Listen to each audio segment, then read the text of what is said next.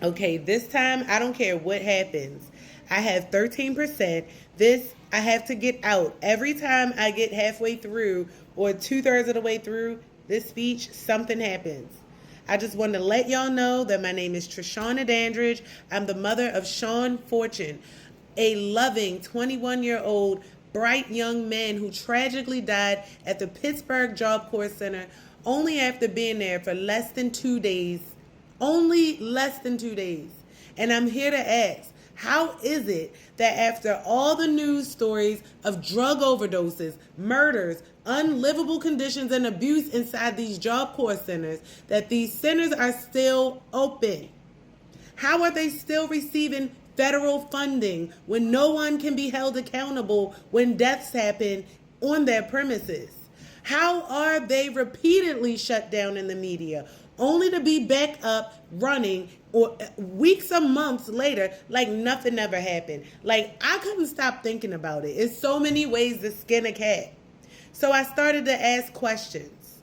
First, I want you to understand something, okay, family? When Shawn died, the official narrative was pushed to me immediately. They told me your son had fentanyl in his system. I was even asked if Shawn purchased pills from Baltimore. Now, this happened before any toxicology was even confirmed. Detective Ed Fowler, the officer on Shawn's case, told me that the swelling in his head came from the autopsy. And when I called the medical examiner's office, because he told me they confirmed it, they told me he was overstepping his boundaries. So what's really going on? Now, when I saw my son, I knew what I was looking at. I saw visible trauma in his face. His forehead was swollen, bruised, and deformed, and there was blood around his head, which the EMS report also confirms. So I started documenting. I started collecting every report, every name, every photo, and what I found was disturbing once I started aligning these discrepancies. There was a neck contusion on my son's body. It wasn't even addressed in the final autopsy. The report called it a fentanyl overdose. I still don't have the death certificate yet. But the tox screen also showed parafluorofentanyl, propionyl fentanyl, methamphetamine, amphetamines, and bupropion. My son had ADHD and post-traumatic stress disorder, so he was also on Abilify and hydroxyzide. And nobody explained where these drugs came from. Roommates admitted they gave Shawn pills. No follow-up, no disclosure, no accountability. I wasn't given the names or any information on these roommates. There were time gaps in the EMS report. Y'all, there were time gaps in the EMS response. The autopsy left things out. The police pushed the drug narrative from the start.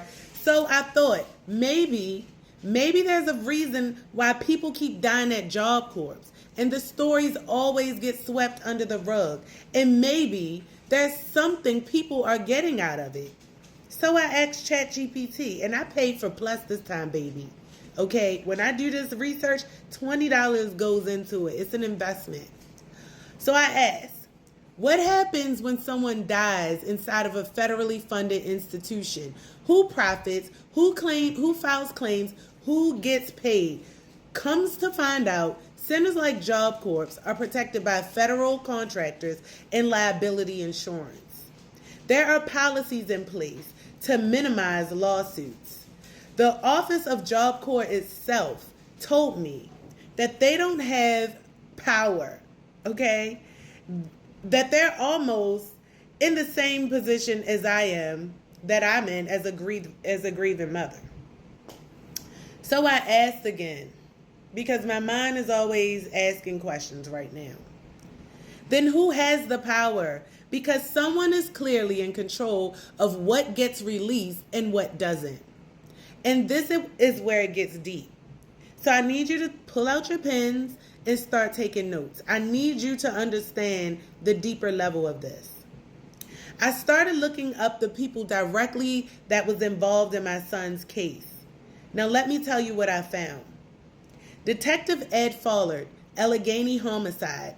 All of his public cases are listed, but not my son's. Not Shawn Lee Fortune, nowhere in sight.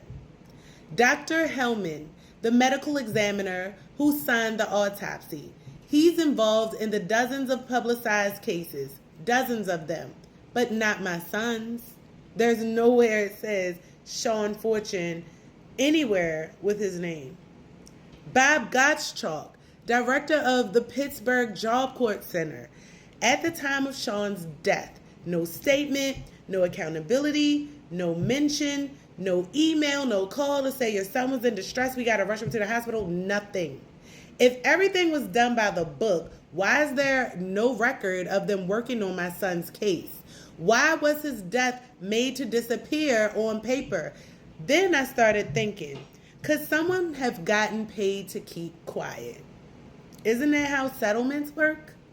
In legal settlements, sometimes parties are gagged by NDAs.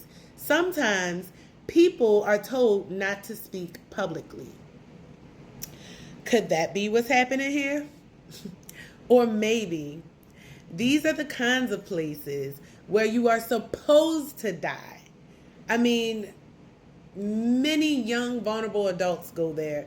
So maybe they're just supposed to die quietly, where the kids have mental health and health issues and disabilities and tough family backgrounds.